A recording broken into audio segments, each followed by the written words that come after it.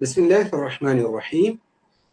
الحمد لله رب العالمين، والصلاة والسلام على أشرف الأنبياء والمرسلين وعلى آله وصحبه أجمعين وبعد. ஆதம் அலைஹிஸ்ஸலாம் அவங்க மேல பகைமையும் பொறாமையும் கொண்டு இப்லீஸ் ஷைத்தானாக ஆனது. அவன் ஷைத்தானாக ஆகி ஆதம் அலைஹிஸ்ஸலாமையும் அவர்களுடைய வழித்தோன்றல்களான எல்லா மனிதர்களையும் நரகத்திற்கு இட்டு செல்வதாக அவன் அல்லாஹ்விடத்தில் சொல்லி அனுமதி வாங்கி இந்த மனித சமூகத்தை நரகத்தை நோக்கி இட்டு செல்லக்கூடிய ஒரு பகைவனாக அவன் இருப்பதை பற்றியதுதான் நாம அல் குர்ஆனுடைய ஒளியில பார்க்கிறோம். பொதுவாக ஆதம் அலைஹிஸ்ஸலாமுடைய வரலாற்றை வரலாறாக பார்ப்பாங்க, கதையாக சொல்லுவாங்க. ஆனால் நாம ஆதம் அலைஹிஸ்ஸலாமுடைய வரலாற்றை நாம தஃப்சீராக பார்க்கிறோம். தஃப்சீர்னா என்ன? குர்ஆனுடைய விளக்க உரை. குர்ஆனுடைய ஆயத்துகளை கொண்டு அந்த ஆயத்துகளுக்கு உள்ள விளக்க உரைகள், குர்ஆனுடைய ஆயத்துகளை கொண்டு, ஹதீஸ்களை கொண்டு, அரபி மொழியை கொண்டு, சஹாபாவுடைய அறிஞருடைய விளக்கங்களை கொண்டு நம்ம பார்க்க ஆரம்பிச்சிருக்கோம். இந்த விஷயத்துல நம்ம முதலாவது எடுத்துக்கிட்டது சூரத்துல் பக்ரா, 2வது சூராவுடைய 30வது ஆயத்.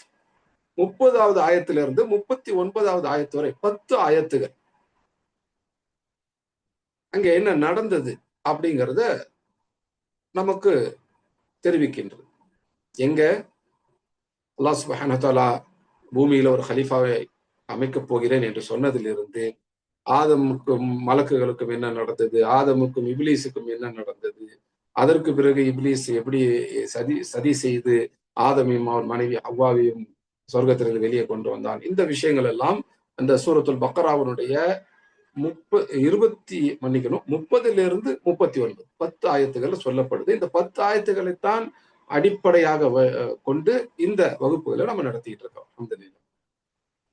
இந்த 10 ஆயத்துகளுக்கு விளக்கமாக சூரத்துல் ஆராஃப்ல வரக்கூடிய ஒரு 15 ஆயாத்து, அதே போல சூரத்துல் ஹிஜ்ர்ல வரக்கூடிய 12 ஆயாத் இதெல்லாம் கொண்டு நம்ம கூடுதல் விளக்கமாக வச்சு பார்த்துட்டு இருக்கோம்.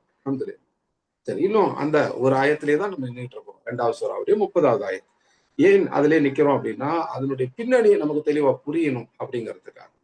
அந்த பின்னணி புரியணும் அப்படின்னா, ஜின் அப்படின்னா யாரு, மனிதன் அப்படின்னா யாரு, மலக்கு அப்படின்னா யாரு, இந்த 3 விஷயங்களும் நமக்கு தெரியணும். அதாவது ஜின், இன்சான், மலக், இந்த 3 படைப்புகளுடைய தன்மைகள் நமக்கு தெரியணும். அப்போதான் மனிதனை பூமியில ஹலீஃபாவாக ஆக்கப் போகிறேன் என்று அல்லாஹ் சொல்லும் பொழுது ஏன் மலக்குகள் அப்படி ஒரு கேள்வி கேட்டாங்க அப்படிங்கிறது நமக்கு புரியும் இன்ஷா அல்லாஹ். அதுக்காக தான் நம்ம இந்த பின்னணியெல்லாம் பார்த்துக்கிட்டோம். அந்த பின்னணியில ஜின்களை பற்றி இன்றைக்கு நம்ம பார்க்க போறது இன்றைக்கான வகுப்பு இன்ஷா அல்லாஹ். இதோட ஜின்களை பற்றி நம்ம சுருக்கமா முடிச்சிருவோம் இன்ஷா அல்லாஹ். அதற்கு பிறகு மனிதன்னா யாரு, நஃப்ஸ்னா என்ன, இதெல்லாம் நம்ம தனி ஒரு வகுப்பாக பார்ப்போம். அதே போல மலக்குகளை பற்றி அவர்களுடைய தன்மைகள், பண்புகளை பற்றி ஒரு அறிமுக வகுப்பு பார்ப்போம் இன்ஷா அல்லாஹ். அதற்கு பிறகு இந்த ஆயத்தினுடைய விளக்கம் மிக தெளிவாகவே நமக்கு கிடைக்கும் இன்ஷா அல்லாஹ். அல்லாஹ் அதுக்குரிய தௌஃபீக்கை நம்ம அனைவருக்கும் தரணும் என்று துஆ செய்து இந்த வகுப்புக்குள்ள நம்ம நுழைகிறோம். அல்ஹம்துலில்லாஹ். ஜின் அப்படின்றது என்ன? ஜின் என்ற வார்த்தை பெரும்பாலான அரபி வார்த்தைகளைப் போல 3 எழுத்துக்களை வேறாக கொண்டு வருகின்றது. அந்த 3 எழுத்துக்கள் ஜீம், நூன், நூன். இந்த ஜீம், நூன், நூன் இதுல இருந்தா ஜனன அப்படிங்கிற வார்த்தை வருது. ஜனன அப்படின்னா கண்களுக்கு மறைவாக இருக்கிறது அப்படின்னு அர்த்தம். கண்கள்ல இருந்து மறைக்கப்படுறது அப்படின்னு அர்த்தம். இதுல இருந்து தான் ஜின் என்ற வார்த்தை வருது. ஜின் அப்படின்னா என்ன? அப்ப நம்ம கண்களுக்கு மறைக்கப்படுறது அப்படின்னு அர்த்தம். ஜின் அப்படின்னா பொதுவாக மனித கண்களுக்கு தெரியாது. ஜின்னுடைய அசல் வடிவத்துல வந்தா மனிதர்களால் ஜின்களை பார்க்க முடியும். அது ஒரு ஜின் ஆகட்டும், பல ஜின்கள் ஆகட்டும், அவற்றுடைய அசல் வடிவத்துல மனிதர்களால் ஜின்களை பார்க்க முடியும். சொன்னா ஜின்கள் வேறு வடிவத்துல வருமா அப்படிங்கிற கேள்வி இருக்குது இல்லையா? ஆம், வேறு பல வடிவங்கள்ல வரும். ஜின்கள் பாம்பினுடைய வடிவத்துல வரலாம், நாய்களுடைய வடிவத்துல வரலாம். அப்படி சொல்லலாம், அதெல்லாம் சொல்லி இருக்கிறாங்க. இரவுல ஒற்றை கருப்பு நாய் நீங்க பாத்தீங்கன்னா கூட்டமா இருக்கிறது இல்ல, தனியாக ஒரு கருப்பு நாயை பாத்தீங்கன்னா இரவு நேரங்கள்ல அது ஜின்னாக இருக்கலாம். ஜின்னுதான் அப்படின்னு எல்லா நேரம் சொல்றது இல்லை, ஆனா பல நேரங்கள் அது ஜின்னா இருக்கலாம். அதே போல நம்ம பாம்புகளை பார்க்கிறோம், குறிப்பாக இரவு வரக்கூடிய நேரத்தில், மகரிப் நெருங்கக்கூடிய நேரத்துல அப்படின்னா, அல்லது இரவுல வீடுகள்ல அது ஜின்னாக இருக்கலாம். அதனால அது ஜின்னு தான் அப்படின்னு அலட்சியமாவும் இருந்துட வேண்டாம். அது ஜின்னாகவும் இருக்கலாம் அல்லது பாம்பாவும் இருக்கலாம். ஓதுனா தெரிஞ்சிடும். அப்ப இப்ப இந்த மாதிரி வெவ்வேறு வடிவங்களை எடுக்கும். சில நேரங்களில் மனித உருவு எடுத்து கூட ஜின் வரும். நபி முஹம்மது ஸல்லல்லாஹு அலைஹி வஸல்லம் என்று சொல்லி கொண்டு கூட ஜின் வரும். அது நம்ம விழிப்புலையும் வரலாம், கனவுலையும் வரலாம். கனவுல நான் தான் முஹம்மது நபி என்று சொல்லலாம். ஆனா நபி முஹம்மது ஸல்லல்லாஹு அலைஹி வஸல்லம் என்ன சொல்றாங்க? என்னுடைய அந்த உருவத்துல ஷைத்தானால் வர முடியாது அப்படின்னு சொல்றாங்க. ரசூலுல்லாஹ்னு பேரை சொல்லிட்டு ஏமாத்தலாம், ஆனா ரசூலுல்லாஹ்வுடைய உண்மையான அந்த உருவத்துல வடிவத்துல ஷைத்தானால வர முடியாது.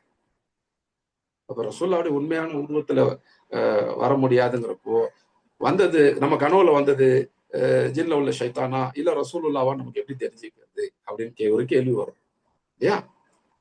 அதற்கு ரசூலுல்லாஹ் பத்தி படிக்கும். அறிஞர்கள்ல இதுல 2 விதமான நிலைப்பாடுகள் இருக்கு. ஒண்ணு, சஹாபா தான் ரசூலுல்லாஹ் பார்த்தவங்க. அப்போ கனவுல ரசூலுல்லாஹ் என்று ஒருத்தர் சொல்லிட்டு வந்தா அந்த கனவுல வந்த நபர் ரசூலுல்லாஹ் தானா இல்லையா அப்படிங்கிறத சஹாபா மட்டும்தான் சொல்ல முடியும், வேற யாரும் சொல்ல முடியாது. அதனால இது சஹாபாவுக்கு உள்ளது. இப்படி ஒரு நிலைப்பாடும் சிலர் எடுத்திருக்கிறாங்க. ஆனா நிறைய அறிஞர்கள் என்ன சொல்றாங்க? ரசூலுல்லாஹி ஸல்லல்லாஹு அலைஹி வஸல்லம் அவங்களை பற்றிய வர்ணனையை ஆதாரபூர்வமான ஹதீஸ்கள் மூலமாக நீங்கள் அறிந்திருந்தால் உங்க கனவுல வந்தது ரசூலுல்லாஹ் தானா இல்லையா அப்படிங்கறத நீங்க சொல்லிடணும் என்று அவங்க சொல்றாங்க. ரசூலுல்லாஹி ஸல்லல்லாஹு அலைஹி வஸல்லம் எப்படி இருந்தாங்க என்பதை பற்றி விவரிக்கக்கூடிய ஆதாரபூர்வமான ஹதீஸ்கள் இருக்கின்றன. அவற்றை மட்டும் தொகுத்து எடுத்த நூல்கள் இருக்கின்றன. அதுல மிக பிரபலமான ஆதாரபூர்வமான ஒரு நூல் அப்படின்னு சொன்னா இமாம் திர்மிதி உடைய ஷமாயிலுல் முஹம்மதிய்யா என்ற நூல். ரொம்ப பிரபலமா ஷமாயிலு திர்மிதி அப்படின்னு சொல்லுவாங்க. ஏன்னா ஷமாயில் அப்படிங்கிற பேர்ல இமாம் திர்மிதி அல்லாத சில அறிஞர்களும் நூல்களை தொகுத்து இருக்கிறாங்க இதே தலைப்புல. இது திர்மிதி தொகுத்ததுனால ஷமாயிலு திர்மிதி என்று புகழ் பெற்றது. எப்படி சஹீஹ் அப்படிங்கிற பேர்ல வெவ்வேறு நபர்கள் நூல்களை தொகுத்து இருக்கிறாங்க என்பது போல ஷமாயிலுங்கிற பேர்ல வெவ்வேறு நபர்கள் நூல்களை தொகுத்து இருக்கிறாங்க. அந்த சஹீஹ்ல அந்த தொகுத்த ஆசிரியருடைய பேரே நம்ம போட்டு சஹீஹ் அல் புகாரி, சஹீஹ் முஸ்லிம், சஹீஹ் இப்னு ஹிப்பான் அப்படின்லாம் நம்ம சொல்றோம் இல்லையா? அந்த மாதிரி ஷமாயில்ல ஷமாயில் அத்-திர்மிதி அப்படின்னு சொல்லுவாங்க. இமாம் அபு ஈசா முஹம்மது இப்னு ஈசா அத்-திர்மிதி இமாம் அல் புகாரியினுடைய முக்கியமான மாணவர்கள் உள்ளவங்க, பெரும் முஹத்திஸ் ஃபகீஹ், ஹதீஸ் துறையிலும் ஃபிக்ஹ் துறையிலும் பெரும் அறிஞராக இருந்தவங்க.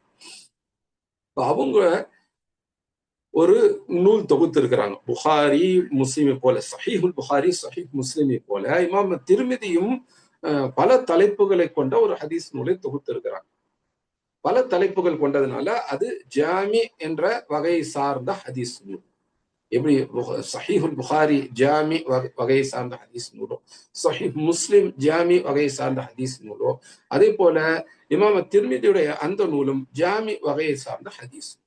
அதனால ஜாமியு திர்மிதி அப்படின்னு சொல்லுவாங்க. ஆனால் அதுல இஸ்லாமிய சட்டத்துறையில அஹ்காம் சம்பந்தப்பட்ட விஷயங்கள்ல கூடுதல் கவனம் இருக்கும். அதுல இருந்து ஃபிக்ஹ் எடுக்கிறதுல கூடுதல் கவனம் இருக்கும். குறிப்பாக ஜாமியு திர்மிதி இமாம் திர்மிதி தொகுக்கும் பொழுது தனக்கு ஒரு நிபந்தனையை வச்சுக்கிட்டான். நிபந்தனையில ஒரு இலக்கு வச்சுக்கிட்டான். என்ன அப்படின்னா, ஃபுகஹா பயன்படுத்தக்கூடிய ஹதீஸுகளை தான் அங்கே கொண்டு வரணும் அப்படின்னு. ஃபிக்ஹ் துறையில் வல்லுநர்கள் தீர்ப்பு கொடுப்பதற்கு பயன்படுத்தக்கூடிய ஹதீஸ்களை அங்கே கொண்டு வரணும் அப்படின்னு சொல்லி அவங்க முடிவு செஞ்சுக்கிட்டாங்க. அந்த அடிப்படையில ஃபிக்ஹுக்கு அதிகமாக பயன்படுத்தப்படுவதனால அது சுனன் அத்-திர்மிதி என்ற பெயராலையும் புகழ் பெற்றது. ஆனா அது உண்மையில ஜாமி வகையிலான நூல். சுனன் வகையிலான நூல்களுக்கும் ஜாமி வகையிலான நூல்களுக்கும் என்ன வித்தியாசம் அப்படின்னா, சுனன் வகையிலான ஹதீஸ் நூல்கள்ல அஹ்காம் அவற்றுடைய ஃபிக் இதுதான் அதிகமாக கவனம் செலுத்தப்பட்டிருக்கும். அதிகமானு சொல்றதை விட முழு கவனம் அதுலதான் இருக்கும். அஹ்காம் அப்படின்னா என்ன? அல்லாஹ் இறக்கி வைத்த சட்டங்கள், குரான்ல ஹதீஸ்ல வரக்கூடிய சட்டங்கள். ஃபிக் அப்படிங்கிறது அந்த சட்டங்களுடைய விளக்கங்கள். இப்போ இந்த குரான் ஹதீஸ் அடிப்படையிலான சட்டங்கள், குறிப்பாக ஹதீஸ் அடிப்படையிலான சட்டங்கள், இதுல கவனம் செலுத்துறது தான் சுனன் வகையிலான நூல்களுடைய பண்பு. அதுல ரொம்ப புகழ்பெற்ற சுனன் நூல்கள் பாத்தீங்கன்னா இமாம் அபுதாவுடைய நூல் சுனன் அபி தாவூத், அதே போல சுனன் நசாயி, சுனன் இப்னு மாஜா, சுனன் தாரிமி, இதெல்லாம் சுனன் வகையில, அதாவது சட்டம் சம்பந்தப்பட்ட ஹதீஸ்கள், அவற்றுடைய ஃபிக்ஹ் அதற்கான கவனம் செலுத்தக்கூடிய நூல். திர்மிதி உடைய இந்த நூல் சட்டத்துக்கு அதிகமாக கவனத்தை செலுத்தி இருந்தாலும், ஆனால் சட்டம் மட்டும் இல்லாம அகீதாவும் அதுல வரும், தஃப்சீரும் அதுல வரும், அந்த மாதிரி பல தலைப்புகளை பல பாடங்களை உள்ள கொண்டதாக அது இருக்கு. அந்த மாதிரி சட்டம் மட்டும் இல்லாம பல விஷயங்களை உள்ளடக்கியதாக இருந்தால் அவற்றையெல்லாம் ஜாமி, பல விஷயங்களுடைய ஒன்று திரட்டுதல் அப்படின்னு சொல்லுவாங்க. அந்த வகையில இமாம் திர்மிதியுடைய நூல் சுனன் என்று பிரபலமாக சொல்லப்பட்டாலும் அது ஜாமி வகையிலான நூல். சுனன் திர்மிதி அப்படின்னு சொன்னாலும் ஜாமி அத்திர்மிதி அப்படின்னு சொன்னாலும் ஒரே நூலை தான் குறிக்கும். நம்முடைய காலகட்டத்துல இமாம் முஹம்மது நாசிருத்தீன் அல் அல்பானி ரஹிமஹுல்லாஹு தஆலா அவங்க இந்த ஜாமியு திர்மிதி அல்லது சுனன் திர்மிதி என்று சொல்லக்கூடிய அந்த நூல்ல உள்ள பலகீனமான அறிவிப்புகள் எல்லாம் தனியாக பிரித்து காண்பித்து, சஹீஹான ஆதாரபூர்வமான அறிவிப்புகள் சஹீஹ் ஹசன் தரத்தில் உள்ளதெல்லாம் தனியா பிரித்து, வயீஃப் மௌது பலகீனமான அல்லது இட்டுக்கட்டப்பட்ட செய்திகள்லாம் தனியா பிரித்து, சஹீஹ் சுனன் திர்மிதி, வயீஃப் சுனன் திர்மிதி என்று இரண்டாக பிரித்து காண்பித்தாங்க. திருமதிக்கு மட்டும் அவங்க அதை செய்யல, அபுதாவூத், நசஈ, இப்னு மாஜா போன்ற நூல்களுக்கும் அது செஞ்சிருக்க. இப்ப நாம பார்த்துக்கிட்டு இருக்கிறது, அதாவது நான் சொல்லிட்டு இருக்கிற இந்த நூல் அந்த ஜாமியு திர்மிதி அல்லது சுனன் திர்மிதி சொல்லப்படக்கூடிய அந்த நூல் அல்ல. ஷமாயிலு திர்மிதிங்கிறது இமாம் திர்மிதியுடைய இன்னொரு நூல். ஷமாயில் அப்படின்னா நபி ஸல்லல்லாஹு அலைஹி வஸல்லம் பற்றிய வர்ணனைகள் கொண்டது. இதுல சட்டங்கள் இருக்காது, மாறாக நபி ஸல்லல்லாஹு அலைஹி வஸல்லம் வர்ணனை இருக்கும்.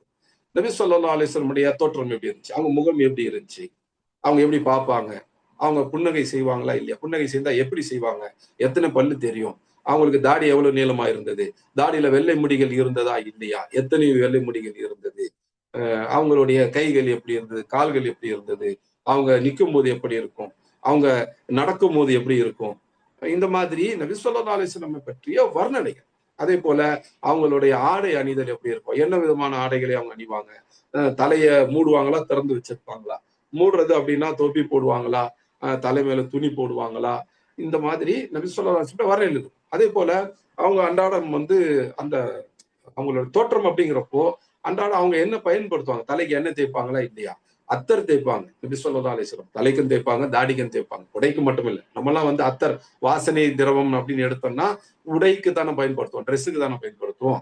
நபி ஸல்லல்லாஹு அலைஹி வஸல்லம் தன்னுடைய தாடிக்கும் தலைமுடிக்கும் கூட அதை பயன்படுத்தி இருக்கிறாங்க. இது போன்ற தகவல் எல்லாம் ஷமாயில் கிதாபுகள்ல வரும். ஷமாயில் திர்மிதியில இவற்றையெல்லாம் விரிவாக பார்க்கலாம். கிட்டத்தட்ட 400 ஹதீசுகளை, ஆதாரபூர்வமான ஹதீசுகளை கொண்ட ஒரு நூல் அல்பானியுடைய அந்த தஹ்ரீஜோட பார்க்கும் பொழுது அப்படி உள்ள நூல். தமிழ் அது மொழிபெயர்க்கப்பட்டிருக்கு. அதனுடைய ஆரம்ப மொழிபெயர்ப்புகள்ல இமாம் திர்மிதியுடைய பேரே போடாம தான், அட்டையில போடாம உள்ளுக்குள்ள போட்டு மொழிபெயர்த்து இருந்தாங்க. இப்போ அட்டையில கூட வருதுன்னு நினைக்கிறேன். நபி ஸல்லல்லாஹு அலைஹி வஸல்லம் நேர்முக வர்ணனை அப்படிங்கிற பேர்ல அந்த ஹதீஸ் நூல் தமிழ்ல இன்றைக்கு ஒரு 25 வருடங்களுக்கு முன்னாடியே மொழிபெயர்க்கப்பட்டுருச்சு. M.I. சுலைமான் என்ற ஒரு நபர், அவர் இந்த தமிழ்நாடு தௌஹீத் ஜமாத்தை சேர்ந்தவர், அவர் மொழிபெயர்த்தது.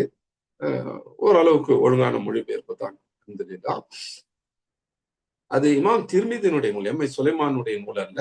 மொழிபெயர்ப்பாளர் தான் M.I. சுலைமான். இமாம் திர்மிதி தொகுத்து அல் அல்பானி அந்த ஹதீஸ்களை சரிபார்த்த நூல் அது. அந்த இமாம் திர்மிதியினுடைய ஹதீஸ் தொகுப்பும் அல்பானியுடைய ஹதீஸ் சரிபார்ப்பும் கொண்ட நூல். குறிப்பா அல்பானியுடைய தஹ்ரீஜ் தான் அந்த மொழிபெயர்ப்பு. எதற்காக இவ்வளவு சொல்றேன், நபி ஸல்லல்லாஹு அலைஹி வஸல்லம் அவங்களுடைய வர்ணனையை தெரிந்து கொள்ளணும். நம்ம நபித்தோடர் கிடையாது, ஆனா நபி இப்படி எப்படி இருப்பாங்கன்னு தெரிந்து கொள்ளணும்னா ஷமாயிலு திர்மிதியை நம்ம படிக்கணும். அதை திரும்ப திரும்ப படிக்கணும், அதை ஆழமாக படிக்கணும். அப்படி படிச்சோம்னா நபி ஸல்லல்லாஹு அலைஹி வஸல்லம் எப்படி இருப்பாங்க, அவங்க தோற்றம் எப்படி இருக்கும் அப்படிங்கிறது நமக்கு தெரியும். அப்படி தெரிந்தால் நம்முடைய கனவுல ஒருத்தர் வந்து நான் தான் நபி முஹம்மது ஸல்லல்லாஹு அலைஹி வஸல்லம் என்று சொல்கிறார் அப்படின்னா, வந்தது நபி முஹம்மது ஸல்லல்லாஹு அலைஹி வஸல்லமா அல்லது அவங்க பேரை சொல்லி கொண்டு வந்த ஷைத்தானா அப்படிங்கிறது தெரிஞ்சுக்கலாம். இப்ப இதுல இருந்து நம்ம தெரிஞ்சுக்கிற இன்னொரு விஷயம் என்னன்னா, ஷைத்தானை அதாவது ஜின்கள்ல உள்ள ஷைத்தான்களை கனவுலையும் பார்க்கணும். ஆனா கனவுல பார்த்தாலும் சரி, நினைவுல விழித்து கொண்டிருக்கும் போது நேர்ல பார்த்தாலும் சரி, அவற்றினுடைய அசல் வடிவத்தில் பார்க்க முடியாது. ஜின்களுக்கு என்று உண்மையான ஒரு வடிவம் இருக்கும் பாத்தீங்களா, அந்த வடிவத்துல மனிதர்கள் பார்க்க முடியாது. ஆனா அவங்க நம்மளே பார்ப்பாங்க. யாரு? இந்த ஜின்கள் நம்மளே பார்ப்பாங்க. ஜின்கள்ல உள்ள நல்ல ஜின்கள் ஆகட்டும், கெட்ட ஜின்கள் ஆகட்டும், முஸ்லிமான ஜின்கள் ஆகட்டும், காஃபிர் ஜின்கள் ஆகட்டும், அவங்க நம்மளை பார்ப்பாங்க. நம்மால அந்த ஜின்களை அவற்றுடைய உண்மையான உருவத்துல பார்க்க முடியாது. அவங்க அந்த ஜின்கள் வேறு வடிவத்துல உருவத்துல வந்தாதான் பார்க்கலாம். இதுக்கு என்ன ஆதாரம் அப்படின்னு பாத்தீங்கன்னா, அல்லாஹ் சுப்ஹானஹு வ தஆலா அல் குர்ஆன்ல சொல்றாங்க. சூரத்துல் அராஃப் 7வது சூராவுடைய 27வது ஆயத்துல நம்ம பார்க்கிறோம். 7வது சூராவுடைய 27வது ஆயத். அல்லாஹ் சுப்ஹானஹு வ தஆலா சொல்றாங்க, பஅத அஊது பில்லாஹி ஸமீஇல் அலீம் மினஷ் ஷைத்தானிர் ரஜீம் மின் ஹம்ஸிஹி வ நஃப்ஹிஹி வ நஃப்ஸிஹி இன்னஹு யராக்கும் ஹுவ வ கபீலுஹு மின் ஹைஸு லா தரவுனஹும். அல்லாஹ் சுப்ஹானஹு வ தஆலா என்ன சொல்றாங்க? இன்னஹு யராக்கும், நிச்சயமாக அவன் உங்களை பார்க்கிறான், உங்க எல்லாரையும் பார்க்கிறான். ஹுவ, அவனும், வ கபீலுஹு, இன்னும் அவனுடைய கபீலாவும் பார்க்குது. கபீலா அப்படின்னா என்ன? கோத்திரம் அப்படின்னு சொல்லலாம். கோத்திரம்னா என்ன? ஒரு மனிதர் இருக்கிறார், அவருக்கு நிறைய பிள்ளைங்க பிறக்கிறாங்க. இப்ப அந்த பிள்ளைங்க எல்லாம் அவருடைய குடும்பம், அவங்களுடைய குடும்பம். அந்த குடும்பம் இன்னும் பெருகுது. அந்த பிள்ளைங்க எல்லாம் கல்யாணம் பண்ணிக்கிறாங்க, நிறைய பேர பிள்ளைகள் வர்றாங்க. இப்படி பெருகும் பொழுது அதை கோத்திரம் என்று சொல்லுவாங்க. அரபியில அதை வந்து சொல்லும் பொழுது பனு அல்லது பனி அப்படிங்கிற வார்த்தையை சொல்லுவாங்க. அந்த மாதிரி உருவாகத்தான் கபீலா அப்படின்னு சொல்றது. யாக்கூப் அலைஹிஸ்ஸலாம் இருந்தாங்க. இப்ராஹிம் அலைஹிஸ்ஸலாமுடைய மகன் இஸ்ஹாக் அலைஹிஸ்ஸலாம். இஸ்மாயில் அலைஹிஸ்ஸலாம் இன்னொரு மகன். இஸ்ஹாக் அலைஹிஸ்ஸலாம் ஒரு மகன். இப்ராஹிம் அலைஹிஸ்ஸலாமுடைய மகன் இஸ்ஹாக். இஸ்ஹாக்குடைய மகன் யாக்கூப் அலைஹிஸ்ஸலாத்து வஸ்ஸலாம். அந்த யாக்கூப் அலைஹிஸ்ஸலாமுக்கு இஸ்ராயீல் என்ற ஒரு பெயர் உண்டு. யாக்கூப் அலைஹிஸ்ஸலாமுக்கு 12 ஆண் பிள்ளைகள் இருந்தாங்க. அதுல ஒருத்தவங்க தான் யூசுப் அலைஹிஸ்ஸலாத்து வஸ்ஸலாம், 11வது பிள்ளை. இந்த 12 ஆண் பிள்ளைகளும் கல்யாணம் பண்ணிக்கிட்டு நிறைய பிள்ளைகளை பெற்றெடுத்தாங்க.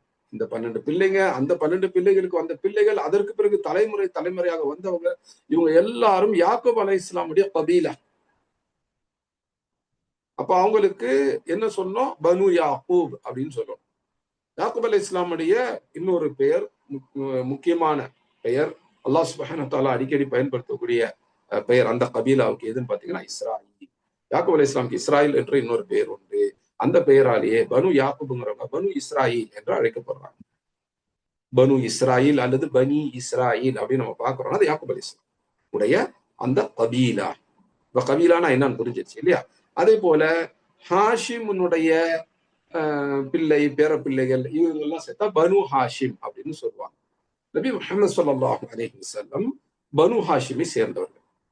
அவங்க தந்தை அப்துல்லா, அப்துல்லாவுடைய தந்தை அப்துல் முத்தலிப், அப்துல் முத்தலிபுடைய தந்தை என்ன? ஹாஷிம். அப்போ ஹாஷிமினுடைய கொள்ளு பேரணி. அந்த வகையில இவங்க பனு ஹாஷிம் அப்படின்னு சொல்லுவாங்க. இது வந்து கபீலா. இப்லீஸை பற்றி அல்லாஹ் சுப்ஹானஹு வ தஆலா சொல்றாங்க. இப்லீஸ் அவனும் கபீலுஹு, அவனுடைய கோத்திரத்தினர், அவனுடைய இனத்தினர், அவனுடைய கூட்டத்தினர். இதுதான் இப்லீஸும் அவனுடைய கபீலா. அவனுடைய கபீலா. இப்லீஸ் மட்டும் உங்களை பார்க்கறது இல்ல, அவனுடைய கபீலாவும் உங்களை பார்க்கறாங்க. நீங்க அவங்கள பார்க்காத விதத்துல அவங்க உங்களை பார்க்கறாங்க. இப்ப நம்ம வந்து அவங்கள பார்க்க முடியாது. நம்ம அவங்கள பார்க்க முடியாது, அவங்க நம்மளை பார்க்கலாம். பார்க்க நமக்கு தெரியாத இடங்கள்ல இருந்து, தெரியாத விதத்துல, தெரியாத கோணத்துல எல்லாம் நம்மளை பார்ப்போம். ஜின் அப்படிங்கிற வார்த்தைக்கே என்ன அர்த்தம்? நம்ம கண்களால பார்க்க முடியாது, ஆனா ஜின்கள் நம்மை பார்க்கும். நம்ம வந்து அவங்க எந்த கோணத்துல நம்மளை பாக்குறாங்கன்னு புரிந்து கொள்ள நமக்கு தெரியாத கோணத்துல இருந்தெல்லாம் பார்ப்பாங்க, தெரியாத விதத்துல பார்ப்பாங்க. அல்லாஹ் சுப்ஹானஹு வ தஆலா சொல்றான். இப்ப நாம அவங்கள பார்க்க முடியாது, மொழி ரீதியாவே தெரிஞ்சிருது. ஆனா அவங்க நம்மளை பார்ப்பாங்களான்னா இப்படி எல்லாம் பார்ப்பாங்க அப்படிங்கிறத நம்ம குர்ஆன் ஆயத்துல இருந்து தெரிஞ்சுக்கிறோம். அப்ப ஜின்கள் வந்து மனிதர்களுக்கு மத்தியில தான் இருக்கிறாங்க. நம்ம இருக்கிற இடங்கள்லாம் இருக்கிறாங்க. நம்மளே பார்ப்பாங்க அப்படின்னு சொல்லியிருக்காங்க. ஜின்களை பற்றி நம்ம பின்னால விரிவான ஒரு வகுப்பு எடுக்க வேண்டியிருக்கும். ஒரு வகுப்பு இல்ல, பல வகுப்புகளை சேர்ந்த ஒரு தொடர் வகுப்பு எடுக்க வேண்டியிருக்கும். இன்ஷா அல்லாஹ் அப்படி ஒரு நியத்து இருக்குது. அல்லாஹ் அதை நாடினால் அதை நம்ம பார்க்கலாம் இன்ஷா அல்லாஹ். இப்போதைக்கு ஞாபகம் வச்சுக்கோங்க, ஜின் அப்படின்னாலே கண்ணுக்கு மறைக்கப்பட்டது, மனித கண்களுக்கு தெரியாது. ஜின்கள் நம்மை பார்த்து கொண்டிருக்கும். ஜின்களுடைய தலைவனான இப்லீஸ் மட்டுமல்ல, அவனுடைய ஒட்டுமொத்த கோத்திரம், அதாவது எல்லா ஜின்களும் நம்மை பார்த்து கொண்டிருக்கும். ஆனா நாம அவங்கள பார்க்க முடியாது. நம்மள அவங்க வந்து நம்ம அறியாத குணங்கள்ல இருந்தெல்லாம் பார்த்துக்கிட்டு இருப்பாங்கன்னு அல்லாஹ் சொல்றாங்க. இப்ப ஜின்னுங்கிற வார்த்தைக்கு இதான் அர்த்தம். இது நம்ம கண்களுக்கு புலப்படாதது அப்படின்னு அர்த்தம். அந்த இனத்துக்கே அதான் பேர். அப்படின்னா மனித கண்களுக்கு புலப்படாது. அதுக்காக மலக்குகளுடைய கண்களுக்கு ஜின் தெரியாதுன்னு அர்த்தம் இல்ல. மனிதர்களுடைய கண்களுக்கு ஜின் தெரியும். ஆனா நாய்கள்லாம் வந்து ஜின்களை பார்க்கும் என்றெல்லாம் ஹதீஸ் இருக்கு. அதுல மனித கண்களுக்கு ஜின் தெரியாது. அதுதான் நம்ம ஞாபகத்துல வச்சுக்க வேண்டியது.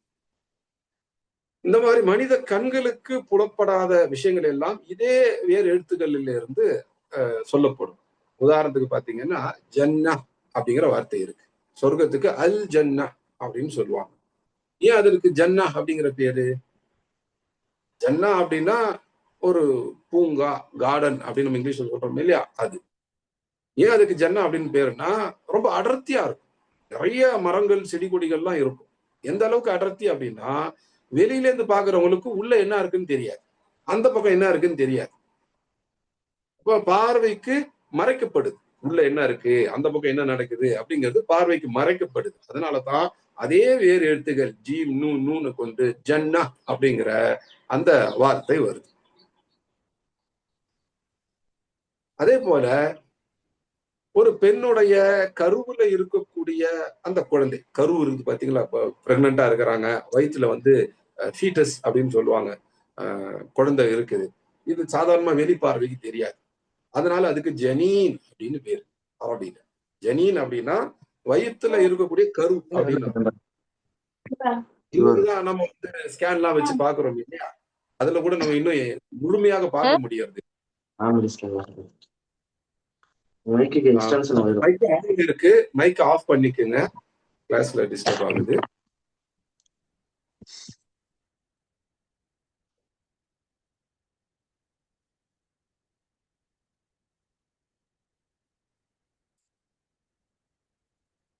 இப்போ கருவுல இருக்கிறது வெளிப்பார்வைக்கு தெரியாது. ஏதோ ஒரு கருவியுடைய துணை கொண்டுதான், ஸ்கேனர் மாதிரி வச்சுதான் நம்ம வந்து கருவுல என்ன இருக்குன்னு பார்க்கணும். நமக்கு எதிரில் ஒரு மனிதன் நிக்கிறாங்க அப்படின்னா அவங்க பார்வைக்கு அந்த பெண்ணுடைய கர்ப்பப்பையில என்ன இருக்குது, அந்த கரு எப்படி இருக்குதுன்றது தெரியாது. அதனால கண்ணுக்கு மறைக்கப்பட்டிருக்குது. கண்ணுக்கு மறைக்கப்பட்டிருக்கிறதுனால அதே வேறு எழுத்துக்கள் ஜீன் நூன் அந்த 3 எழுத்துக்கள் இதுதான் ஜனீன் அப்படிங்கிற வார்த்தையும் வருது. அதே மாதிரி இன்னொரு வார்த்தையும் சொல்லலாம், மஜ்னூன் என்ற வார்த்தை. மஜ்னூன் அப்படின்னா என்ன? அந்த புத்தி சுவாதீனத்தை இழந்தவர்கள், பைத்தியம்னு சொல்லுவாங்க தெரியுமா, அவங்களுக்கு மஜ்னூன் அப்படின்னு அரபியில சொல்லுவாங்க. அந்த மஜ்னூன் அப்படிங்கிற வார்த்தை தான் மருவி மஜ்னூ அப்படின்னு ஆயிடுச்சு. இந்த காதல் கவிதைகள், கதைகள்ல கேள்விப்பட்டிருப்போம், லைலா மஜ்னூ அப்படின்னு கேள்விப்பட்டிருப்போம். உண்மையில அது லைலா மஜ்னூன். லைலாவும் லைலாவின் மீது பைத்தியமாக இருந்த, அந்த அளவுக்கு காதல் கொண்டிருந்த, பைத்தியம் அளவுக்கு காதல் கொண்டிருந்த ஒரு மனிதர், அவர் பேர் சொல்லப்படல, அவர் பைத்தியமா இருந்ததுனால அவர் லைலாவுடைய மஜ்னூன் என்று சொல்லுவாங்க. அது லைலா மஜ்னூன். அப்படியே பேச்சு வழக்கு அது லைலா மஜ்னூ அப்படின்னு ஆயிடுச்சு. நாங்க தப்சீருக்கு வகுப்புல வந்து லைலா மஜ்னூ பத்தி எல்லாம் பேசுறோம்னா அரபி மொழி படிக்கிறவங்க இது எல்லாமே படிப்பாங்க.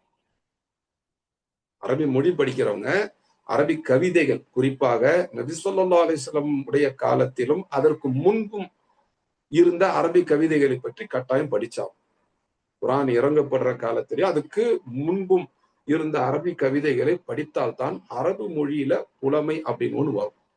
அரபி இலக்கண நூல்களை படித்தால் மட்டும் போதாது. அந்த அரபி கவிதைகள் ஷிர் என்று அரபியில சொல்லுவாங்க, கவிதைக்கு ஷிர் அப்படின்னு சொல்லுவாங்க. அதுவும் ஜாஹிலியா காலத்து கவிதைகள். ஜாஹிலியான்னா என்ன?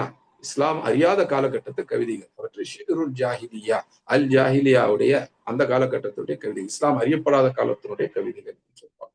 அந்த மொழி புரிந்தால்தான் குர்ஆன்ல சொல்லப்பட்டிருக்கூடிய பல வார்த்தைகள், இந்த வாக்கிய அமைப்புகள் இதெல்லாம் நமக்கு புரிய ஆரம்பிக்கும். ஹதீஸினுடைய பயன்பாடு, அதாவது நபி ஸல்லல்லாஹு அலைஹி வஸல்லம் பயன்பாடுகளுமே நமக்கு துல்லியமா புரியணும்னா கவிதைகளை தெரியும். பொதுவாக எந்த மொழியிலையும் ஒருத்தர் வலுவாக ஆகணும் அப்படின்னா அந்த மொழியினுடைய இலக்கியத்தை அவர் அறிந்திருக்க வேண்டும்.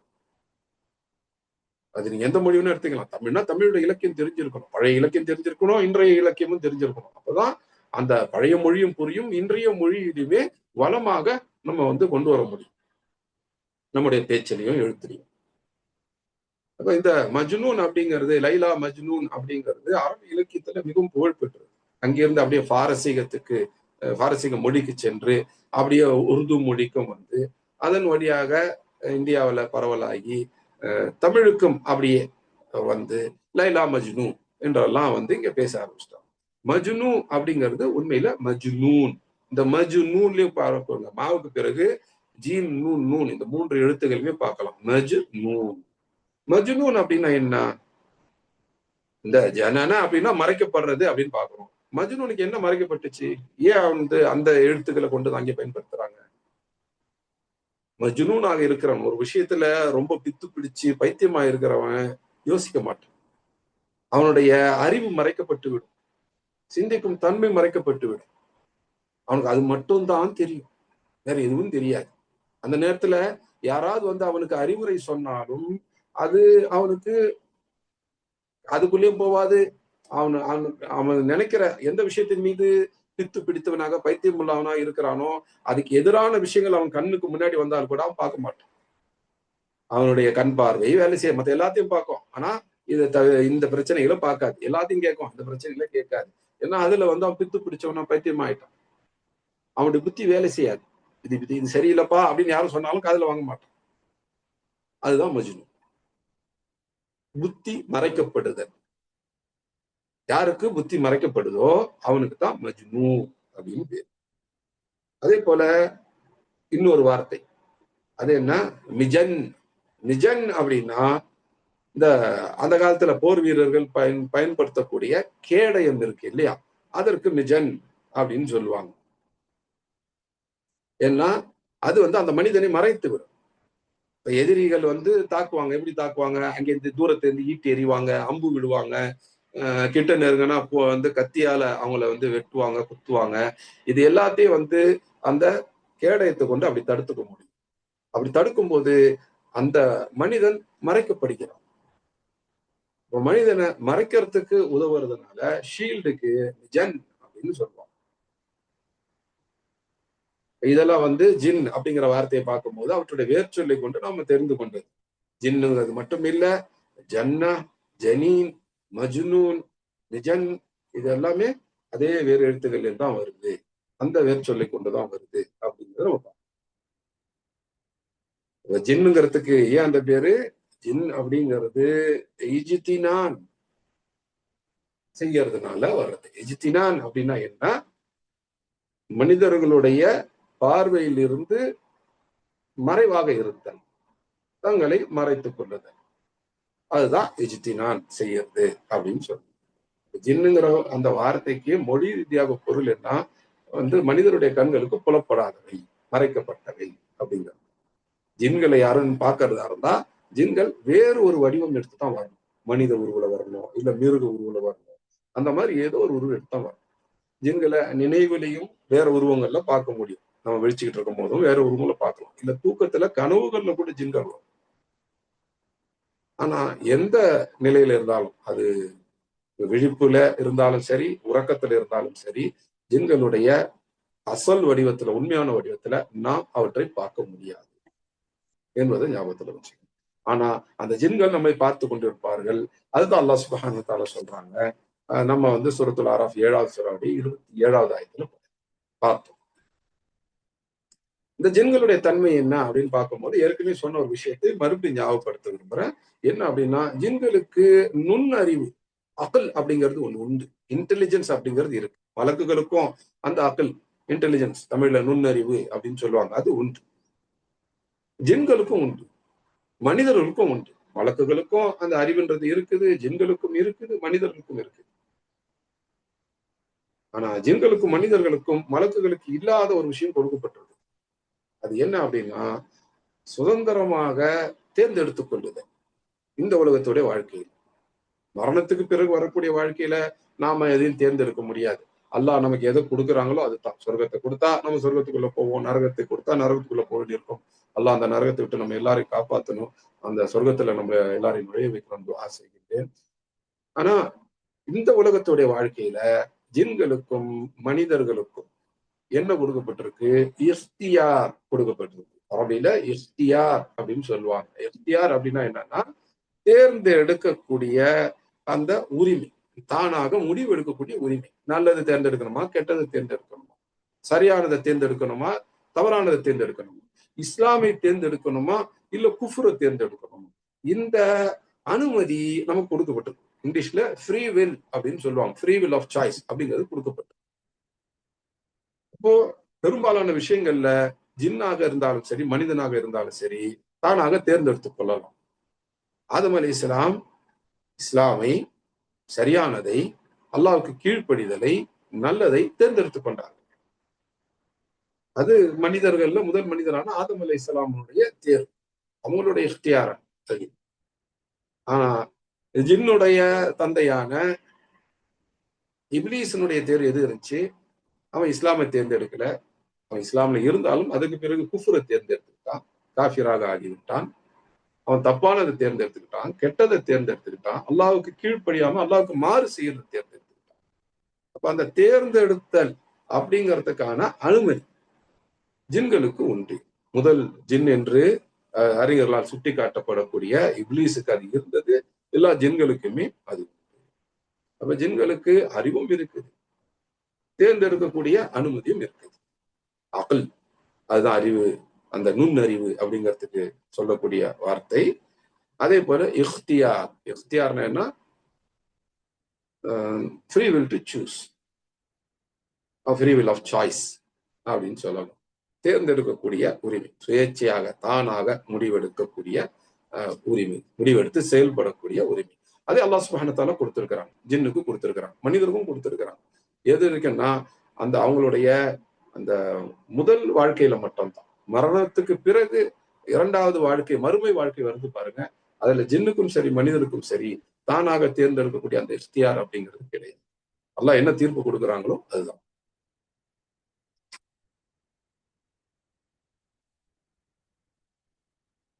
இப்ப கடைசியா இன்றைய வகுப்பினுடைய ஒரு கேள்வி என்ன அப்படின்னா,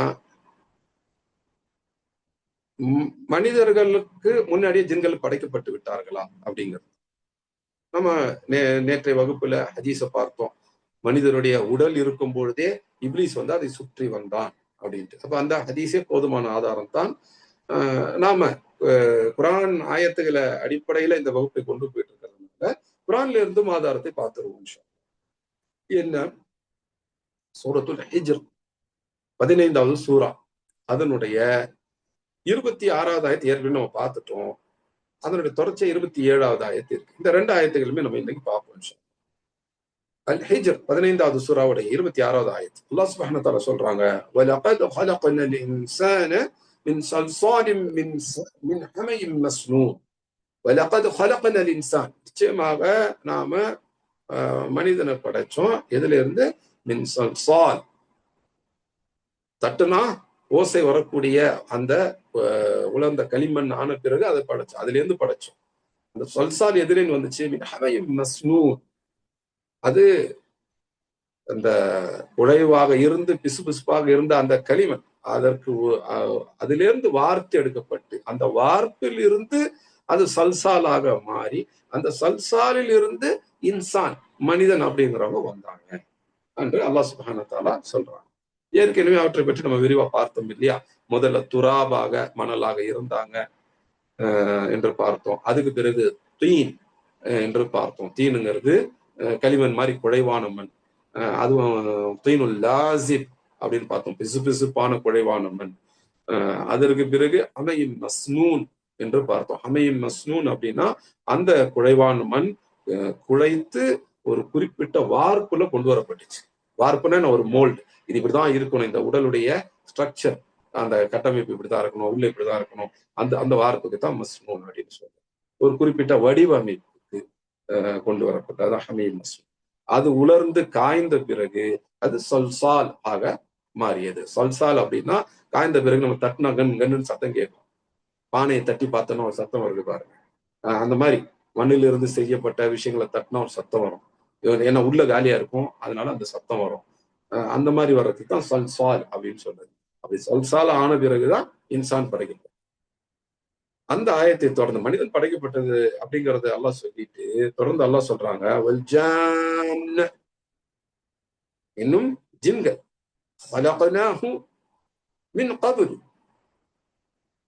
ஜின்களை அதற்கு முன்பு நாம படைத்தோம். எதுல இருந்து? மின்னார் சமூம், அது நெருப்புல இருந்து படைக்கப்பட்டாங்க. அதான் மின்னார். என்ன மாதிரியான நெருப்பு? இந்த இடத்துல அல்லாஹ் சுப்ஹானஹு வ தஆலா ஒரு கூடுதல் தகவலை சொல்றாங்க. அஸ்ஸமூம் என்ற வகையிலான நெருப்பு. சமூம் அப்படின்னா என்னன்னா சூடான காத்து அடிக்குது பாருங்க. நெருப்பு நல்லா எரிஞ்சுக்கிட்டு இருக்கு, அதுல சூடான காத்தடிச்சா அதுக்கு பிறகு வர்ற காத்தே கொடுமையான அனல் கொண்ட காற்றாக, காத்தே நெருப்பு மாதிரி வரும், ஒரு ஹாட் விண்ட், அந்த மாதிரி வரக்கூடிய காற்றுக்கு தான் சமூம் என்று சொல்லுவாங்க. அதுல புகை இருக்காது, ஆனா நெருப்பே காத்த அடிச்ச மாதிரி கொடுமையான உஷ்ணம், கொடுமையான அனல் இருக்கும். அதற்குத்தான் சமூம் அப்படின்னு சொல்லுவாங்க. இப்ப இந்த நாரி சமூம், அதாவது கொடுமையான அனலுடைய கொடுமையான அனல் காற்று மாதிரி வீசக்கூடிய நெருப்பில் இருந்து படைத்தோம். புகை இல்லாத நெருப்பு. ஒவ்வொரு தடவை நம்ம பார்க்கிறோம் புகை இல்லாத நெருப்பு என்று. அவ்வளவு கடும் அனல் கொண்ட நெருப்புல இருந்து அல்லாஹ் வந்து ஜின்களை படைச்சாங்க. அல்லாஹ் சுப்ஹானஹு வ தஆலா சொல்றாங்க, மனிதனை படைச்சது சொல்லிட்டு மின் கபல், கபல்னா என்ன? முன்னாடி. மனிதனுக்கு முன்பே ஜின் படைக்கப்பட்டு விட்டான். ஜின்னுடைய தந்தையாக இப்லீஸ் படைக்கப்பட்டு. எவ்வளவு காலம் முன்பு நமக்கு தெரியாது. இஸ்ராயலியாத் இருக்கு. இஸ்ராயலியாத்னா என்ன? பனி இஸ்ராயலிடம் இருந்து, அதாவது யூதர்கள் ஆரம்ப காலகட்டத்தில் கிறிஸ்தவர்கள்ட்ட இருந்து வரக்கூடிய அறிவிப்புகள்ல இருந்து சிலது வருது. மனிதனை படைப்பதற்கு 2000 வருடங்களுக்கு முன்பாகவே அல்லாஹ் வந்து ஜின்னை படைத்து விட்டார்கள் அப்படின்னு சொல்லி. ஆனால் அதற்கு குர்ஆன்ல எந்த ஆதாரமும் இல்லை, ஆதாரபூர்வமான ஹதீஸுகள்லையும் எந்த நம்ப தகுந்த தகவலும் இல்லை. அதனால ஜின் அப்படிங்கிற அந்த இனம், அந்த இனத்துடைய தந்தையாக இப்லீஸ் மனிதனுக்கு முன்னால் படைக்கப்பட்டாங்க. அது நமக்கு தெரியும். எவ்வளவு முன்னால அது நமக்கு தெரியாது. அது 2000 வருஷமா 5000 வருஷம் அதெல்லாம் நமக்கு தெரியாது. அதே போல அந்த ஜின்கள் வந்து இனம் பெருகி பூமியில இருந்தது அப்படின்லாம் சொல்லுவாங்க. அதுவும் இஸ்ராயலியாத் அடிப்படையில வர்றதுதான். யூதர்கள் ஆரம்ப கட்டத்து கிறிஸ்தவருடைய அந்த அறிவிப்புகள் கதைகள்ல இருந்து வரக்கூடிய தவிர நமக்கு ஆதாரபூர்வமா குர்ஆன் ஹதீஸ்ல எதுவுமே இல்லை. அதனால அவற்றை நம்ம உறுதியா நம்பலாம் முடியாது. இதுல நம்ம சுருக்கமா தெரிந்து கொள்ள வேண்டியது என்ன ஜின்னை பத்தி அப்படின்னா, மனிதனுக்கு முன்னால் ஜின் படைக்கப்பட்டு விட்டது. ஒன்று. ஜின் அப்படிங்கிற வார்த்தைக்கே மனிதர்கள் தங்களுடைய இந்த கண்களால் பார்க்க முடியாதவை, கண்களில் இருந்து மறைக்கப்பட்டவை அப்படின்னு அர்த்தம். பார்க்க முடியாதுங்கிறத விட கண்களிலிருந்து மறைக்கப்பட்டவை, மறைத்துக் கொள்வது. அதற்குத்தான் வந்து ஜின் அப்படின்னு சொல்லணும். ஜின் வந்து பொதுவாக மனித கண்களுக்கு தெரியாது. மனித கண்ணுக்கு ஜின்னு தெரியுதுன்னா ஜின் வேற வடிவம் எடுத்து வந்தா மட்டும்தான் தெரியும் அப்படின்றத பார்த்தோம். இங்க இமாமுனா ஷாஃபிஈ ரஹிமஹுல்லாஹு தஆலா ஹிஜ்ரி 204 மௌத்தான ஒரு பெரும் இமாம், ஹதீஸ் துறையிலும் ஹதீஸ் அடிப்படையிலான மார்க்க விளக்கம் ஃபிக்ஹ்னுடைய துறையிலுமே மிக பெரும் அறிஞராக இருந்தவங்க. இமாம் அஹ்மது பின் ஹம்பல் போன்ற பெரும் அறிஞர்களுக்கு ஆசிரியராகவும் இருந்தவங்க அந்த இமாம் ஷாஃபிஈ. நம்ம பார்த்த அந்த சூரத்துல் ஆராஃப் 7வது சூராவுடைய 27வது ஆயத்து இருக்கு இல்லையா? இன்னஹு யராக்கும் ஹுவ வ கபீலுஹு மின் ஹைஸு லா தரவுனஹும் நிச்சயமா அவன் உங்களை பார்க்கறான். அவனும் அவனுடைய கோத்திரத்தினர், அதாவது அவனுடைய இனத்தினர், மற்ற ஜின்களும் உங்களை பார்க்கறாங்க. நீங்க அவங்கள பார்க்காத விதத்துல என்று சொல்றாங்க இல்லையா? இந்த ஆயத்தை அடிப்படையாக கொண்டு இமாம் ஷாஃபிஈ சொல்றாங்க, ஜின்களை நம்ம பார்க்க முடியாது. நீங்க அவங்கள பார்க்க முடியாத விதத்துல என்றுதான் அல்லாஹ் சுப்ஹானஹு வ தஆலா சொல்றாங்க. ஆனா அவங்க உங்களே பார்ப்பாங்க. அப்ப ஜின்களை மனிதர்கள் பார்க்க முடியாது. ஏதாவது ஒரு மனிதர் நான் ஜின்னை பார்த்தேன், ஜின்னு கிட்ட பேசினேன், அதாவது அதனுடைய அசல் வடிவத்துல, ஜின் மனித உருவத்துல வந்து பேசுறதெல்லாம் இருக்கு. அப்படி இல்லாம ஜின்னை அதனுடைய அசல் வடிவத்துல, உண்மை வடிவத்துல பார்த்தேன் என்று சொல்றாரு அப்படின்னா அவர் பொய் சொல்லிட்டாரு. அதற்கு பிறகு அவருடைய சாட்சியை ஏற்றுக்கொள்ளக்கூடாது அப்படின்னு சொல்றாரு. எந்த அளவுக்கு இந்த ஆயத்துல இருந்து அவங்க தெளிவாக உறுதியாக அந்த தீர்ப்பை கொடுக்குறாங்கன்றது பாருங்க. இந்த ஆயத் 7வது சூரா 27வது ஆயத்தை அறிஞர்கள் எப்படி பார்த்திருக்கிறாங்க, மனிதன் ஜின்னை அதன் ஜின்னுடைய அசல் வடிவத்தில், உண்மை வடிவத்தில் ஒருபோதும் பார்க்க முடியாது. அப்படி எந்த மனிதராவது நான் ஜின்னை அதனுடைய அசல் வடிவத்துல பார்த்தேன், இப்படித்தான் இருக்கும் அந்த ஜின் அப்படின்னு சொன்னா அவங்க போய் சொல்லிட்டாங்க. ஜின்கள் வேறு வடிவங்கள் எடுத்து வரலாம். அதை சில நேரங்கள்ல மனிதர்கள் பார்க்கலாம். ஜின் ஒரு மனித உருவத்திலே கூட வரலாம். அல்லது ஜின் வந்து நாயுடைய உருவத்திலேயோ, பாம்புடைய உருவத்திலேயோ, வேற எந்த விலங்குடைய உருவத்திலும் வரலாம். ஒருபோதும் ஜின் அதனுடைய அசல் உண்மை வடிவத்தில் வந்து அதை மனிதன் பார்க்கவே முடியாது அப்படிங்கிறது ஞாபகத்தில் வச்சு. இப்ப ஜின்களை பற்றி நம்ம பார்த்துட்டா அதுல கடைசி என்ன பார்த்தோம், ஜின்களுக்கு வந்து அகல், நுண் அறிவு அப்படிங்கிறது இருக்கு. அதே சமயத்துல ஜின்களுக்கு எஃப்தியார் கொடுக்கப்பட்டிருக்கு. எஃப்தியார் அப்படின்னா என்ன, நல்லது கெட்டதை தேர்ந்தெடுக்கக்கூடிய, சரி தவறை தேர்ந்தெடுக்கக்கூடிய, இஸ்லாம் குஃபரை தேர்ந்தெடுக்கக்கூடிய அந்த அனுமதி வழங்கப்பட்டிருக்கு. அவங்களுக்கு சாய்ஸ் இருக்கு, அவங்க சூஸ் பண்ணிக்கலாம், தேர்ந்தெடுத்து கொள்ளலாம். ஆனா ஜின்கள், அதிகமான ஜின்கள் குஃபரை தேர்ந்தெடுத்துக்கிறாங்க. மனிதர்களுக்கும் அதே மாதிரி இஃப்தியார் கொடுக்கப்பட்டிருக்கு. அது மனிதனை பற்றிய நம்ம வகுப்புல இன்னும் பார்ப்போம் இன்ஷா அல்லாஹ். ஜின்களுடைய தன்மைகள், பண்புகள் என்ன, எதுல இருந்து அவை படைக்கப்பட்டவை, அந்த பேருக்கே என்ன அர்த்தம், அந்த பேருடைய அர்த்தத்தை கொண்டு ஜின்களுடைய தன்மையை நாம் எப்படி விளக்கிறோம், இதெல்லாம் பார்த்தோம் இல்லையா? ஜின்கள் நம்ம பார்க்கிறாங்க. இதுல கடைசியா ஒரு விஷயம் சொல்லலாம், குறிப்பாக பெண்களுக்கு, இது ஆண்களுக்குமே நிச்சயமாக பொருந்தும், பெண்களுக்கு இதுல ஒரு கூடுதல் கவனமும் எச்சரிக்கையும் இருக்கு. என்ன அப்படின்னா, நம்மை ஜின்கள் பார்த்து கொண்டிருக்கிறார். இப்ப நாம வந்து ஆடையை கழட்டுகின்றோம் அப்படின்னா ஜின் அதை பார்த்து கொண்டிருக்கிறது. அது பெண் ஜின்னாவும் இருந்து பார்க்கலாம். ஜின்கள்ல ஆண்கள் பெண்கள் எல்லாம் உண்டு. ஆண் ஜின்கள் பெண் ஜின்கள் உண்டு. ஆண் ஜின்கள் நாம் ஆடையை கழட்டும் போது நம்மை பார்க்கும். அதை எப்படி தடுக்கிறது? அதுக்குத்தான் நபி ஸல்லல்லாஹு அலைஹி வஸல்லம் சொல்லி கொடுத்திருக்கிறாங்க. நீங்கள் பிஸ்மில்லா சொல்லி ஆடையை கழட்டுங்க. பொதுவா நமக்கு தெரியும், ட்ரெஸ் போடும் போது பிஸ்மில்லா சொல்லிட்டு போடணும், ஆடையை உடுத்தும் பொழுது பிஸ்மில்லா சொல்லி உடுத்த வேண்டும் என்று நமக்கு கற்றுக் கொடுத்திருப்பாங்க. ஆனா பல இடங்கள்ல இதை கற்றுக் கொடுக்காமல் விட்டு விடுகின்றார்கள். எதை? ஆடையை கழற்றும் போதும் பிஸ்மில்லா சொல்லி கழட்டும். நீங்க ஒரு செருப்பு போடுறீங்கன்னா பிஸ்மில்லா சொல்லி போடுறீங்கன்னா அதை கழட்டும் போதும் பிஸ்மில்லா சொல்லி கழட்டுங்க. ஷூ போடும் போது பிஸ்மில்லா சொல்லி போடுறீங்களா, ஷூவை கழட்டும் போதும் பிஸ்மில்லா சொல்லி கழட்டுங்க. செருப்பு இது சாக்ஸ் போடும் போது பிஸ்மில்லா சொல்லி போடுறீங்களா, சாக்ஸை கழட்டும் போதும் பிஸ்மில்லா சொல்லி கழட்டுங்க. அதே போல எந்த உடையா இருந்தாலும், அது உள்ள உடுத்தக்கூடிய உடையா இருந்தாலும் சரி, வெளியே உடுத்தக்கூடிய உடையா இருந்தாலும் சரி, இது எந்த உடையாக இருந்தாலும் அதை உடுத்தும் போதும் சரி, அதை அகற்றும் போது கழற்றும் போதும் சரி, பிஸ்மில்லா சொல்லி கழட்டு. பிஸ்மில்லா சொல்லி உடுத்துற மாதிரி பிஸ்மில்லா சொல்லி கழட்டு. பிஸ்மில்லா சொல்லிட்டுடா ஜின்னுக்கு அது மறைக்கப்பட்டுவிடும். நம்முடைய உடல் ஜின்னுக்கு மறைக்கப்பட்டுவிடும். அதுக்கு மேல ஜின்னால நம்முடைய உடலை பார்க்க முடியாது. எதுவா இருந்தாலும், ஒரு தொப்பி காட்டுறதா இருந்தாலும் பிஸ்மில்லா சொல்லி காட்டுங்க. பெண்கள் தலை முக்காடை இருந்து நகர்த்துறீங்களா, பிஸ்மில்லா சொல்லி நோத்துங்க. அதுக்கு பிறகு உங்க தலையை ஜின்னு பார்க்க முடியாது. உங்க வந்து யாரா இருந்தாலும், சிறு பிள்ளைகளா இருந்தாலும் கூட உடையை காட்டும் போது பிஸ்மில்லா சொல்லி காட்டு. அப்ப ஜின்களால் பார்க்க முடியாது.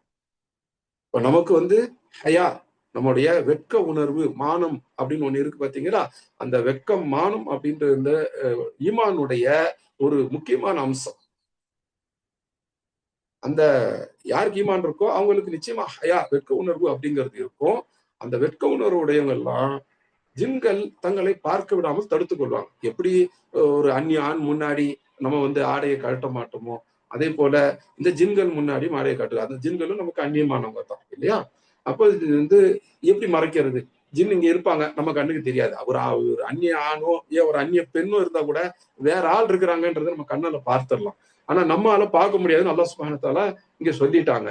அப்போ ஜின்கள் இருக்குதான் நமக்கு தெரியாதுன்னா நம்மளை சுத்தி இருக்கும். அது நல்ல ஞாபகம் வச்சு நம்மளால பார்க்க முடியாது. ஆனா ஜின்கள் நம்மை பார்த்து கொண்டிருக்கும். இப்லீஸ் மட்டும் இல்ல, அவனோட ஒட்டுமொத்த இனம், அது ஜின் இனமே நான் நம்மளை பார்க்கும். அதுக்காக எல்லா ஜின்களும் ஒரு இடத்துல குவின்னு அர்த்தம் இல்லை. நம்மை சுற்றி உள்ள ஜின்கள் நம்மை பார்க்கும். நம்ம கூடவே ஒரு ஜின் எப்பவுமே இருந்துகிட்டு இருக்கும். அந்த ஜின் நம்மை பார்த்து கொண்டு இருக்கும்.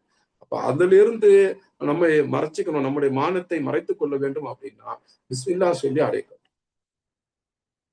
அல்லாஹ் சுப்ஹானஹு வ தஆலா ஹயாவுடைய, வெட்கமும் மானமும் உடைய மக்களாக, முஸ்லிம்களாக, மூமின்களாக இருக்க எனக்கும் உங்களுக்கும் தௌஃபீக் செய்யணும். இது பெண்களுக்கு மட்டும் இல்ல, பிஸ்மில்லா சொல்லி ஆடையை கழட்டுவது என்பது ஆண்களுக்கும் தான். அந்த ஆண்களையுமே மற்றவங்க பார்க்கலாம். ஒரு ஆண் இன்னொரு ஆணுக்கு முன்னாடி கூட தன்னுடைய மறைவிடத்தை காண்பிக்க கூடாது இல்லையா? ஆண்களும் மறைக்க வேண்டிய உடல் உறுப்புகள் இருக்கின்றன. அப்போ அந்த மாதிரி விஷயங்கள் எல்லாம் கழட்டும் போது நாம பிஸ்மில்லா சொல்றது அவசியம். அதே போல சிறு பிள்ளைகளுக்கு கட்டாயமா சொல்லிடுவோம். ஜின்கள் சிறு பிள்ளைகள் மேல ஆசை கொள்ளும். இந்த மாதிரி பார்க்கும்பொழுது பெண்கள் மேல் ஆசை கொள்ளும். இந்த மாதிரி பார்க்கும்பொழுது அப்ப அதுல இருந்து ஜின்களுடைய அந்த தாக்குதல்கள்ல இருந்து நம்மை காப்பாற்றிக் கொள்ளணும். ஜின் நம்மளை பார்க்கறது மட்டும் இல்ல, ஆசைப்பட்டுச்சுன்னா அவங்க மேல ஏறுறதுக்கெல்லாம் முயற்சி செய்யும். அப்ப அதுல இருந்து காப்பாற்றிக் கொள்ள வேண்டும் அப்படின்னா பிஸ்மில்லாஹ்ன்ற ஒற்றை வார்த்தை போதும் நம்மை காப்பாற்றிக் கொள்ளலாம் என்பதை ஞாபகத்துல வச்சுங்க. அந்த அடிப்படையில இன்றைய வகுப்பை நான் நிறைவு செய்கிறேன். அல்ஹம்துலில்லாஹ். என்னென்ன பார்த்தோம்? ஜின்னுங்கிற வார்த்தைக்கு அர்த்தம் பார்த்தோம். மனிதருடைய கண்களுக்கு அது மறைவாக இருக்கும். மனித கண்களுக்கு புலப்படாது. இஜ்தினான் ஆக இருக்கும். தங்களை மறைத்துக் கொள்ளும். அதனாலதான் அதற்கு ஜின் அப்படின்னு பேரு. அதே வேறு எழுத்துக்கள்லேன்னு வந்த ஜன்னா, ஜனீன், மஜ்னூன், மிஜன் என்ற வார்த்தைகள்லாம் நம்ம பார்த்தோம். அல்ஹம்துலில்லாஹ். ஜின்களுக்கு மனிதர்களுக்கு முன்பே அல்லாஹ் ஜின்னை படைத்து விட்டாங்க அப்படிங்கிறத பார்த்தோம். நம்மால ஜின்களை பார்க்க முடியாது, ஆனா ஜின்கள் நம்மை பார்த்து கொண்டு இருப்பார்கள். இப்ப நம்மால பார்க்க முடியாது அப்படிங்கிறது ஏற்கனவே மொழி ரீதியாகவே ஜின்னுங்கிற வார்த்தைக்கு அர்த்தம் அதுதான் பார்த்தோம். இப்ப நம்மால பார்க்க முடியாதுங்கிறப்போ நாம ஜின்கள் நம்ம எப்பவுமே கவனிச்சுட்டு இருப்பாங்க ஞாபகத்துல வச்சுக்கிட்டு நம்மளுடைய அந்த வெட்கத்தை, மானத்தை காப்பதற்குரிய முயற்சிகள் எடுக்கணும் என்பதை நினைவுபடுத்துகிறேன். ஜின்களுக்கு நுண் அறிவு அப்படிங்கிறது உண்டு. ஜின்கள் அறிவு இல்லாத படைப்புகள் கிடையாது. மனிதர்களை போல ஜின்களுக்கு அறிவு உண்டு. அதே போல மனிதர்களுக்கு கொடுக்கப்பட்டதை போல ஜின்களுக்கும் இஃப்தியார் உண்டு. இஃப்தியார் அப்படின்னா என்ன? தேர்ந்தெடுக்கக்கூடிய அந்த அனுமதி உண்டு. அப்போ அவங்க இஸ்லாமியோ அல்லது குஃப்ரியோ தேர்ந்தெடுத்துக் கொள்ளலாம். சரியானதையோ அல்லது தவறானதையோ தேர்ந்தெடுத்துக் கொள்ளலாம். நல்லதையோ அல்லது கெட்டதை தேர்ந்தெடுத்துக் கொள்ளலாம். நிறைய ஜின்கள் குஃப்ரை தேர்ந்தெடுத்துக் கொள்கின்றன, கெட்டதை தேர்ந்தெடுத்துக் கொள்கின்றன, தவறானதை தேர்ந்தெடுத்துக் கொள்கின்றன. அந்த மாதிரி நாம இருந்தாலும் ஜின்னாக இருந்தாலும் சரி, மனிதராக இருந்தாலும் சரி, நாம் நல்லதை தேர்ந்தெடுக்கணும் என்பது ஞாபகத்தில் வச்சுங்க. இதுல கடைசியா ஒரு சின்ன ஒரு சுவையான சம்பவம் சொல்லலாம். நம்முடைய காலகட்டத்து முக்கியமான அறிஞர்கள் ஒருத்தவங்க யமன் நாட்டில இருந்த அந்த மக்களுக்கு மத்தியில சுன்னாவை நிலைநாட்டிய நூற்றுக்கணக்கில் அறிஞர்களை உருவாக்கியவங்க முக்பில் இப்னு ஹாதி அல்-வாதிகி. இந்த ஆயத்துகளின் அடிப்படையில நம்மை சுற்றி ஜின்கள் இருக்கிறாங்க, நாம அவங்க பார்க்க முடியாது, அவங்க நம்மளை பார்த்துக்கிட்டு இருக்கிறாங்க என்ற அடிப்படையில அவங்க என்ன செஞ்சாங்க?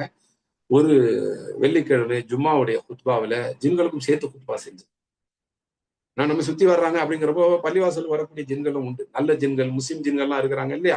அவங்க எல்லாம் பள்ளிவாசல் வருவாங்க. காஃபிர் ஜின்கள் கூட பள்ளிவாசல் வெளியில கூட இருக்கலாம். அப்போ அந்த ஜின்களுக்கும் சேர்த்து ஒரு ஜும்மா குத்பால அவங்க அறிவுரை சொல்லணும். இதெல்லாம் சொல்லணுமா அப்படின்னு கேட்டீங்கன்னா, ஜின்களுக்கும் தாவா அப்படிங்கிறது இருக்கு. நம்ம ஜின்னை பற்றிய அந்த தொடர் வகுப்பு சொன்னாலே அது நம்ம பார்க்கலாம். இன்ஷா அல்லாஹ். ஸல்லல்லாஹு அலைஹி வஸல்லம் குர்ஆன் ஓத கேட்டு ஜின்கள் இஸ்லாமுக்கு வந்தாங்கலாம் இருக்கு. இது ஷேக் முக்பில் செஞ்சது நமக்கு ஒரு ஆதாரம் அப்படிங்கிற அடிப்படையில நான் சொல்லல. ஆனா ஆதாரங்களின் அடிப்படையில அதையும் செய்ய முடியும் என்பது சொல்றேன். இந்த வகுப்பை கூட ஜின்கள் கவனித்துக் கொண்டு இருப்பார்கள். ஏன்னா ஒவ்வொரு மனிதனும் கூடயுமே ஒரு ஜின் இருக்கிறாங்க அப்படின்னு சொல்லி நபி ஸல்லல்லாஹு அலைஹி வஸல்லம் சொல்லி இருக்கிறாங்க. அதே போல நம்மை சுற்றியும் ஜின்கள் நம்மை பார்த்து கொண்டிருக்கிறார்கள் என்று அல்லாஹ் சுப்ஹானஹு வ தஆலா அல் குர்ஆன்ல சொல்லி இருக்கிறாங்க. இப்ப நம்ம இந்த சூரத்துல் ஆராஃப் 7வது சூரா 27வது ஆயத்துல பார்த்தோம். அதனால இங்க நம்மை சுற்றி இருக்கக்கூடிய ஜின்களுக்குமே இது வகுப்பு தான், மனிதர்களுக்கு மட்டுமல்ல. இந்த வகுப்பை நீங்க லைவ்ல பார்த்துக்கிட்டு இருந்தாலும் சரி, அல்லது ரெக்கார்டிங் நீங்க பார்த்தாலும் சரி, அல்லது இந்த நேரத்தை சுற்றி இருக்கிற ஜின்களாக இருந்தாலும் சரி, அவங்க எல்லாருக்குமான வகுப்பு தான் இது. அவங்க எல்லாருக்குமான அறிவுரை தான் இது. எனக்கும் எல்லா மனிதர்களுக்கும் எல்லா ஜின்களுக்குமான நினைவூட்டலும் அறிவுரையும் இது. அந்த நினைவூட்டலிருந்தும் அறிவுரையிருந்தும் பலன் பெற்றுக் கொள்வதற்கு அல்லாஹ் சுப்ஹானஹு வ தஆலா எனக்கும் மனிதர்களாகி நம்ம எல்லாருக்கும் இதை கவனித்துக் கொண்டு இருக்கக்கூடிய ஜின்களுக்கும் கூட சேர்த்து துவா செய்கின்றேன். அல்லாஹ் சுப்ஹானஹு வ தஆலா நம்ம எல்லாருக்கும் ஹிதாயத்தை கொடுத்து அதை பின்பற்றக்கூடிய தௌஃபீக்கை கொடுத்து இந்த இஸ்லாமின் ஈமானின் உறுதியாக இருந்து மரணிக்கக்கூடிய பாக்கியத்தை தர வேண்டும் என்று எனக்காகவும் உங்களுக்காகவும் என்னுடைய பெற்றோர் உங்களுடைய பெற்றோருக்காகவும் என்னுடைய உடன் பிறந்தார் உங்களுடைய உடன் பிறந்தாருக்காகவும் என்னுடைய குடும்பத்தினர் உங்களுடைய குடும்பத்தினருக்காகவும் எங்களுடைய உறவினர்கள் உங்களுடைய உறவினருக்காகவும் என்னுடைய நண்பர்கள் உங்களுடைய நண்பர்களுக்காகவும் நம்ம எல்லோருடன் பழகக்கூடிய எல்லா மனிதர்களுக்காகவும் நம்மை சுற்றி இருக்கக்கூடிய ஜின்களுக்காகவுமே இந்த இஸ்லாமை ஈமானை கேட்டு நரகத்திலிருந்து பாதுகாப்பை கேட்டு சொர்க்கத்தினுடைய அந்த நல்ல பாக்கியத்தை கேட்டு அல்லாஹ்விடத்தில் இறைஞ்சவனாக இன்றைய இந்த வகுப்பை முடிக்கிறேன். ஜஸாக்குமுல்லாஹ் ஹைரா. سبحانك اللهم وبحمدك أشهد أن لا إله إلا أنت أستغفرك وأتوب إليك. السلام عليكم ورحمة الله وبركاته. اللهم صل وسلم على نبينا وعلى آله وصحبه أجمعين والحمد لله.